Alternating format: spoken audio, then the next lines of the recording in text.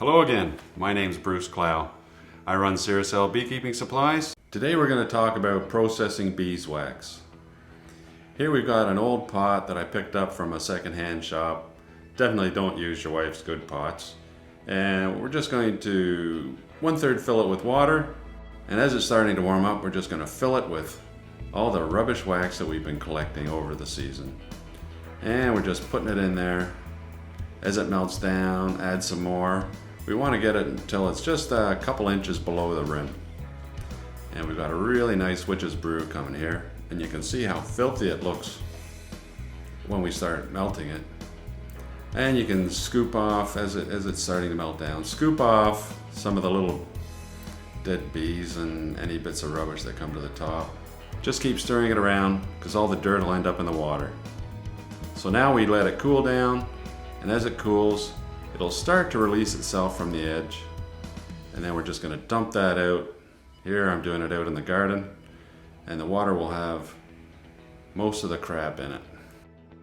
Then we start scraping all the rubbish off the bottom of the cake. Here's our first processed block, and pretty happy, over 1 kilo. So what we're going to do is we're going to boil it down again in the water. So here's the wax cake after a second boiling, and we've gotten rid of 90% of the rubbish that was in the wax.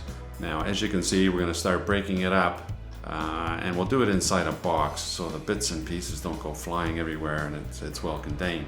So we just want to break it up so we can get it into these little pots that we're going to be using as a double boiler. You can see these pieces are pretty clean except for just that thin layer on the bottom.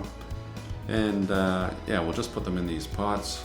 These ones are quite nice. They've got little pouring spouts on them. And we'll just let it melt down. It takes a little while, but we soon get there. So here we have two different styles of mold. I like these flexible rubber style molds. They are very easy to get the cake out of. Otherwise you can use, again, here I got a second-hand cake tin. It's very useful, but you'll find it's a little bit harder to get out. Once the wax has cooled in that cake tin, you're going to have to sit it in hot water to loosen it up to get it out of the cake tin.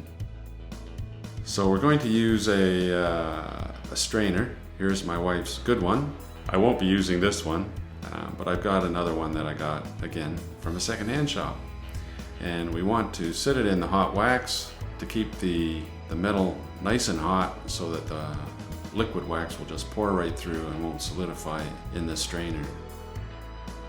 And here we are pouring it into the flexible mold. We can take a bit more in there, and this is going to be very good clean wax when we're done.